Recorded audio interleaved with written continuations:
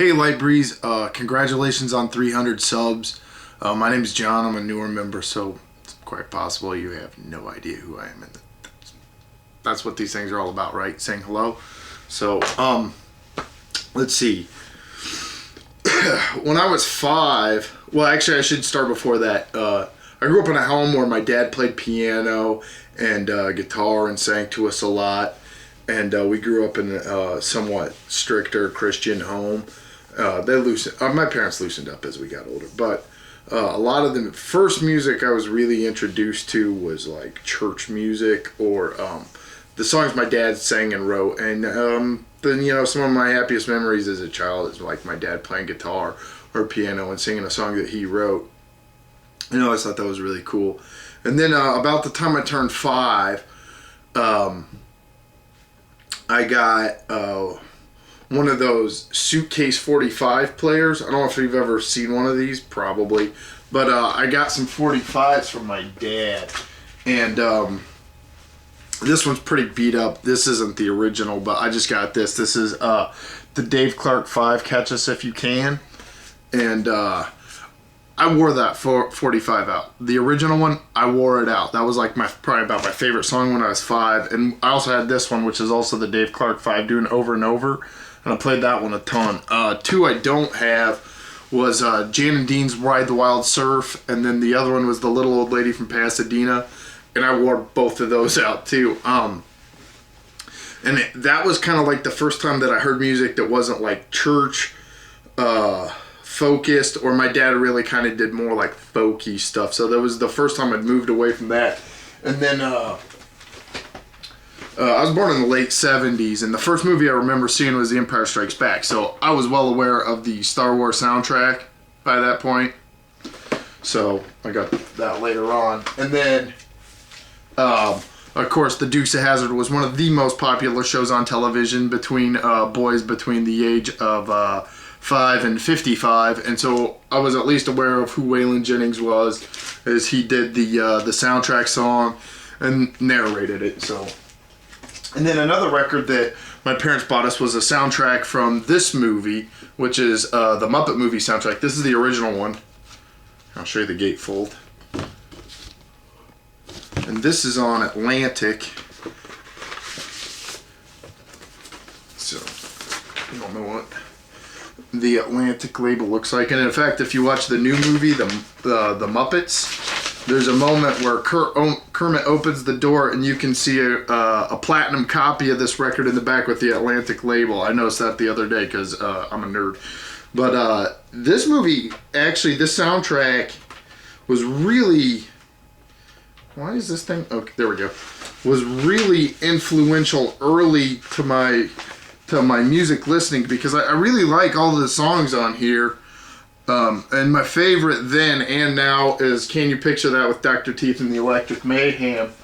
And I think it really kind of led to the whole idea that I still like rock and roll. I still like kind of that psychedelic rock and roll. I still like a lot of the late 60s more straight up rock and roll. That was 5. By the time I was 10, my dad pulled a horrible prank on us, and to this day I still like this. And my mom told me actually earlier today that my grandpa also was a huge fan, my dad's dad, of Alan Sherman, who's most famous for doing the Hello Mother, Hello Father. And I have 2 of his records to this day, and I still enjoy them.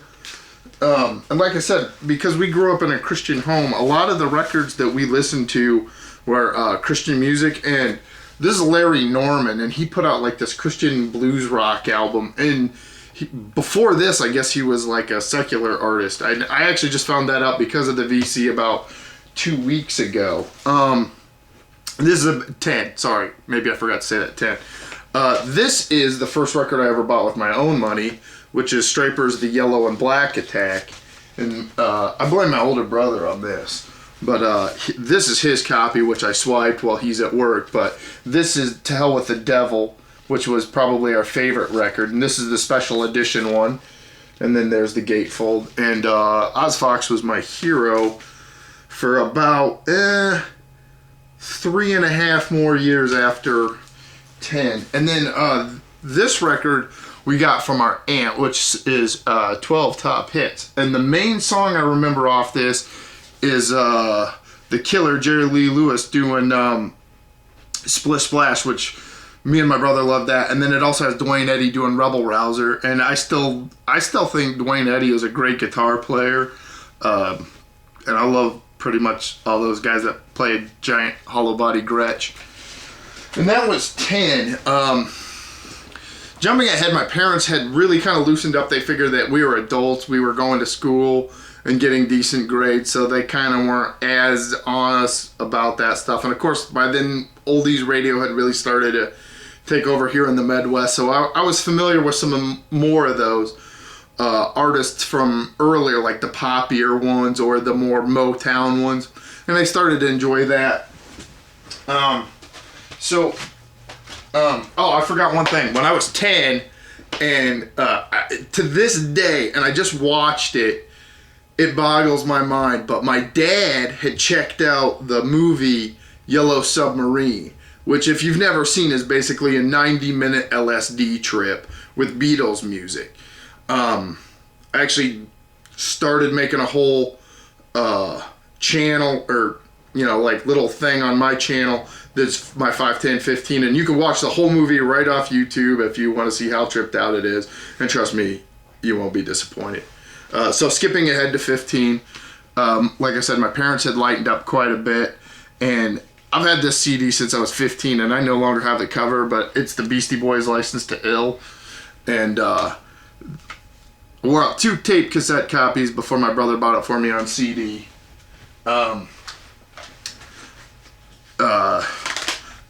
The Beatles' other catalog, beyond Yellow Submarine, this is the only thing I really have anymore, is the Live at the BBC. That started to take over. This album was huge with us, Appetite for Destruction. I'm not spending a lot of time on these because a lot of these are pretty well known. And then this album and the second one, Use Your Illusions 1 and 2, that was like the soundtrack to 15 pretty much,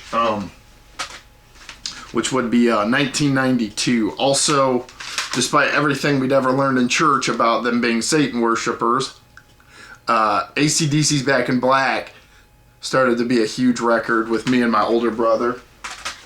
And Motley Crue had just put out Decade of Decadence, and this is just a greatest hits CD, but that was something that we listened to a lot. And then around the same time, my path started to diverge. I forgot this. Jimi Hendrix. It was about the same time I discovered Jimi Hendrix, because one of my classmates had him playing live at Woodstock, and we watched that, and I was like, wow, that guy just set his guitar on fire. That was dumb, but kind of awesome.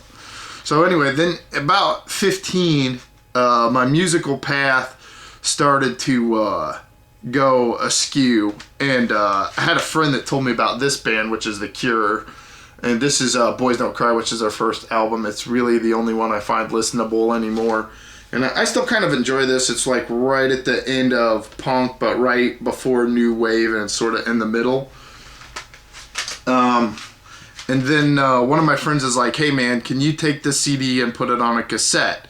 And this is where everything, for me, musically, started to just go bonkers, and that's Nevermind the Bollocks, Here's the Sex Pistols. And I still really enjoy this record, or CD. I have it on CD. But I still really enjoy it, and I don't listen to it that much, but when I do, I'm like, wow, this is still a really good CD. And then the other thing was an impulse buy, and it was Primus, and this is Sailing the Seas of Cheese, and the first one I heard was Pork Soda. But still, at 15, this thing was blowing my mind. I mean, Primus is still unlike any other band I've ever heard. So that was pretty much 15, and I started to get into punk rock, a little bit of like new wave or post wave or experimental or whatever you want to call it. And then by 20, you can really see where that goes. And when I was 17, I discovered the paper print magazine Maximum Rock and Roll, which is a punk rock publication. I I haven't read it in years, but I really enjoyed, they used to talk about the godfathers of punk or garage rock, and one of them was the Trogs. This is a wild thing, and with a girl like you, but I've showed that before. I started really enjoying that. This is 20. And I also went in an entirely new direction. I decided I liked funk, or I at least wanted to check out funk because of the Red Hot Chili Peppers. This is Kool and the Gang's Jungle Boogie. Just pick that up. And then, let's see. I'm kind of out of order here. I also picked up this CD, which is Pure Funk. And this was the soundtrack to and from school with my cousin, or to college with my cousin. We used to dance in our car with that going, so that was pretty fun. And 20 just seems like a really long year, and like I was just sucking up anything musically that was coming my way. I remember Rammstein came out that year, and we listened to that a lot in the barracks. I picked up this CD because of Maximum Rock and Roll, which is the Stiff Little Fingers Inflammable Material, and I cannot recommend this album enough. I think maybe the whole album is on YouTube if you look for it, but it is fantastic. Another punk band I really enjoy is the Angelic Upstarts. They're not quite as in your face about it as some of the other ones, and they're actually a damn good band. And this is just the independent punk singles is just something I used to pick up a lot of these, and I recommend checking them out. We also had, we still have a community radio station here in town. It's all volunteers. People donate the money, but we used to have sorry, my dog's going crazy. We used to have a ska show in town, and through that I discovered Desmond Decker, who's he's like the king of ska basically, and mostly on Trojan Records. So if you're familiar with Trojan Records, if not, think Motown in Jamaica. And I recommend checking out Desmond Decker because he's a really great artist. And I also discovered the second wave of ska, and this is the Selector and the Specials, and that was thanks to the ska show. I still really enjoy both of these bands. I've always been a bigger Selector fan than the Special. I guess it just makes me a weirdo. And then I went to a party, and a guy had this band, which is Deadbolt, which is sort of like surf rock on acid. And I already talked about liking Jan and Dean, and then going weird. So this band really kind of hit up with me. I think they call themselves the world's most dangerous band, the scariest band in the world. Little bit weird, but if you want to check them out, I highly recommend it. And then, I already showed that. Okay. Still on the punk rock, I checked out Crass, who is one of the more in-your-face bands of all time as far as punk rock goes. Check them out if you want. But they did have several female artists, or singers. I also really dig this band, which is the Addicts, which are kind of poppier, and their songs are just damn catchy, and they should have been radio stars, and they weren't, so I don't know. And then also at 20, I remember I picked up this CD. This is the remix. This is Iggy and the Stooges' Raw Power. And man, I still really love this CD and this album. I have it on record too, but this is the original copy I bought in Hawaii at a Tower Records. So that's pretty awesome. And then this was an impulse buy, and this isn't the actual record. The actual one I had was like the greatest hits 1969 to 1974 of David Bowie. But I still like Bowie. I just got the record version, and I have no idea what I did with the David Bowie CD, which I literally saw 3 days ago. So, and then my older brother liked country, and he still likes country, and he got me into Johnny Cash. This would have been like 1997, quite a lot. And then the other artist that I still think is probably one of the greatest songwriters we've ever had in this country or any country as far as like lyrically is Hank Williams. And This is the original singles collection. This is a box set. It's all CD, but I still love Hank. I still think he's one of the greatest songwriters we ever had, period. So, there's that. So that's 20. 25 is kind of depressing by comparison to the other one. At this point, I had kind of like, sorry, get all these staged up. I'd kind of almost given up on music. Like, I'd given up on anything new. The only new CD that I bought around that time was The Strokes' This Is It. I still like this. I think this is good. Don't like their new record. Check it out if you want, I guess. I kind of given up on new music, and I just started going through the back catalogs of music that I liked or that other people were recommending to me. And I kind of impulse bought this. This is Joe Walsh's greatest hits because I was like the James Gang.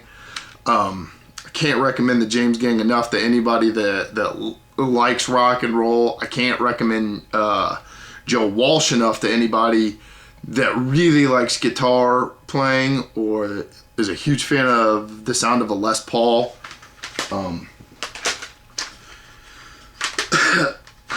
I also went back and got into Slayer. I'd heard them before, but 25 just seemed to be a year for me to really fuel my anger at that point in time in my life, and well, Slayer does that pretty well.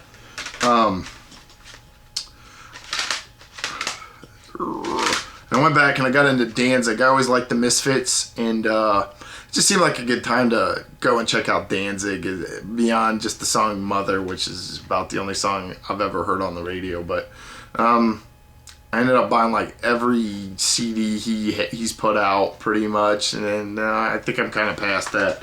But at the time, Danzig sounded pretty sweet. And then when I was like 22, I had a roommate that had this record, and then when I was 25, I went and picked it up, and it got pretty heavy rotation. It was like an everyday CD to and from work. It's Method Man, Redman, Blackout.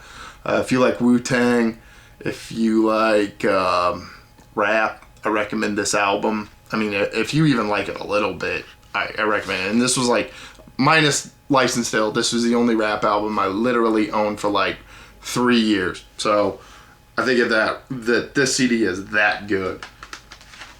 And then I had a roommate that liked the Bad Brains, and when I was 25, I picked this up. This is their self-titled, just crazy. I mean, like, because I like punk rock, and I'd already gotten to where like I had accepted the ideas of ska and reggae into what I listened to, and then to hear one band take both ideas, throw them in a blender, and then do whatever the hell they wanted with it. I just think that this band is amazing. I think this CD is one of the greatest punk rock albums ever put out.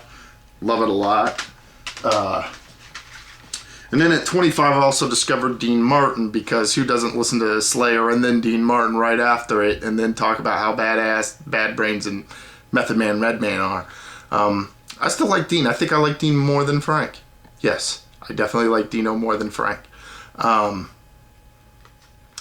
I don't think there's really anything left to say about Dino. I did end up buying 2 other new CDs. This isn't the actual CeeLo Green that I bought, but Closet Freak was the hit song, and I saw it on MTV one night real late, back when they used to show videos. Seems like years ago. But I bought that CD, and then I think my ex-girlfriend actually stole that CD from me, or stole the cover to it or something. But I still like CeeLo a little bit, even though he's not really closeted about his freakiness. And I also bought Andrew WK, which yeah. So anyway, I said it was, if you're gonna throw a party, put on some Andrew WK. So that pretty much sums up 25. That would have been about 2002. So 30, which would have been 2007. I discovered this old artist, which is the Johnny Burnett Trio. Not to be confused with just Johnny Burnett. It's 2 completely different musical animals. When he went solo, he went kind of poppy, but the Johnny Burnett Trio is hardcore rockabilly, early just nasty rock and roll. Still dig the hell out of them. just got this 45, pretty happy about it. Let's see, what else did I discover? Well, I went back and got into AC/DC some more, beyond just Back in Black. I really like this one, Highway to Hell. I also like If You Want Blood, You Got It. I think those two, and High Voltage, those are 3 really great AC/DC records. And then I sort of discovered the Pixies. Like I'd always heard that name, I'd heard them around, but usually like the people, they were like, oh, I really like the Pixies. I didn't like, so I kind of never gave them a chance. But then when I was 30, I was like, yeah, to hell with it. And I discovered I actually really liked this band. It's a real shame they broke up when they did, because they probably would have been about the biggest damn band between like 93 and 96 or 7, so Pixies, I can't recommend them enough. Let's see, 30.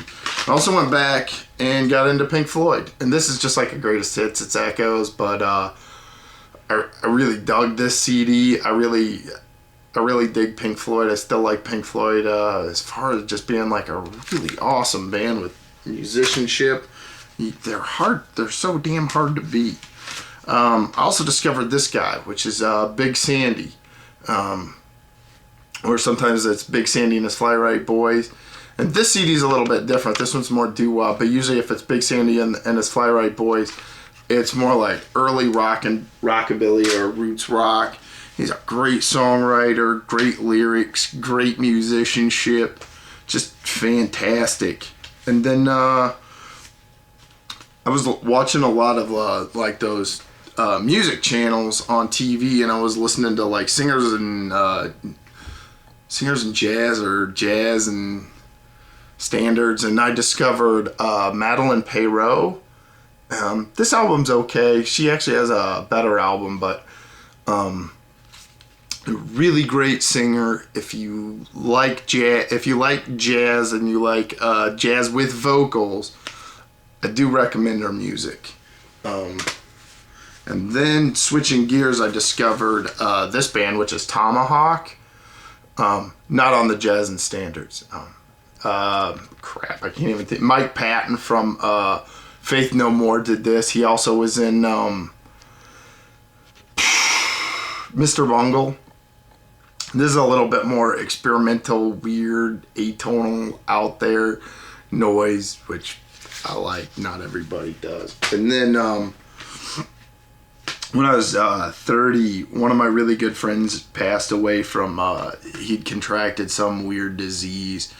And yeah, I was really sad. And when I went up to the funeral, I stayed with one of his really close friends from grade school on up, and she put on some stuff by this band King Khan and Barbecue Show, which I only have on iTunes, so I have nothing to show for it. But I also discovered King Khan and the Shrines, and we just kind of sat around and talked about our friend that had passed away, and listened to the record. And honestly, the record was really good, and it was kind of like a really nice moment to share with somebody. I also discovered Wayne Hancock, which is more like early country, a little bit on the rockabilly side, but more early country. So that was 30. I'm 35 now, and I just joined the VC, and I've no longer given up on music. I actually believe that there's just so much out there that is wonderful and to be embraced and great, that I keep watching videos and I keep listening to people's suggestions and at least giving bands a chance. And it's been good. One album I bought that just came out, I think it just came out last year, is this one, which is Dr. John's Lockdown, which is Dan Auerbach from the Black Keys produced it. And I actually really enjoyed this CD, and it made me want to get into Dr. John. And so I picked up this 45 of Wrong Place at the Wrong Time, and I've been hoodooed and great. And I was like, wow, okay, Dr. John, that's something I need to check out. I also checked out this band, which is Mott the Hoople. I think they're all right. I don't hate them. I'm not in love with them. But I do recommend at least giving them a chance. Another artist I really got into is T-Rex, Mark Bolan and T-Rex. Man, if you like that British pop rock from the late 70s, that glam rock, I cannot say enough good things about T-Rex. Let's see. Here we go. Another band I got into pretty heavy this past year is Sly and the Family Stone. I already talked about liking funk, and this band is a great band, just fantastic. You know, party record, dance record, having a good time record, driving a car, good record. You know, just anything that's great. Sly and the Family Stone ought to show up. So. Can't say enough good about that. Another band I've been really getting into, who I remember their big hit was Feel the Pain. I think it came out around like 93 or 94. It was Dinosaur Jr. And I always really loved that one, but loved that song. And I've been getting into Dinosaur Jr. pretty heavy. This is our newest record. I recommend it if you like Dinosaur Jr. I don't know if I would necessarily say this is a good place to start, but everybody that I know that's listened to this record said they really enjoyed it. So, oh, sorry, it's I Bet on Sky. It's their newest one. Let's see. Another artist I really discovered from watching TV channels with music on Direct TV. Back to jazz. Coleman Hawkins. Man, this guy's career is like forever. He played with every great. He could hold his own with every great. And just, a lot of times it'll just be the Hawk mellows out or the Hawk whatever. But I cannot recommend Coleman Hawkins enough if you like jazz. Like if somebody's like, hey, jazz for coffee on a lazy afternoon. Just Coleman Hawkins is great. Hey, I want to watch a rainstorm and listen to some jazz, Coleman Hawkins. And then I also started learning to play the drums a little bit, and I discovered this cat, Gene Krupa, and just a fantastic drummer.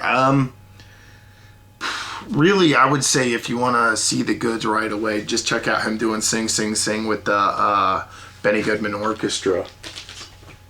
And that's pretty much up to date now. Yeah, I hope this video didn't go too long or I didn't bore you. It was a little disjointed and I apologize, but to be honest, by the time I set everything up and everything, I was like, you got one take, and if I don't make it, well, good luck. So, anyway, congratulations on 300 subs. Hope the video wasn't too bizarre, and I'll see. I guess I'll watch one of your videos soon.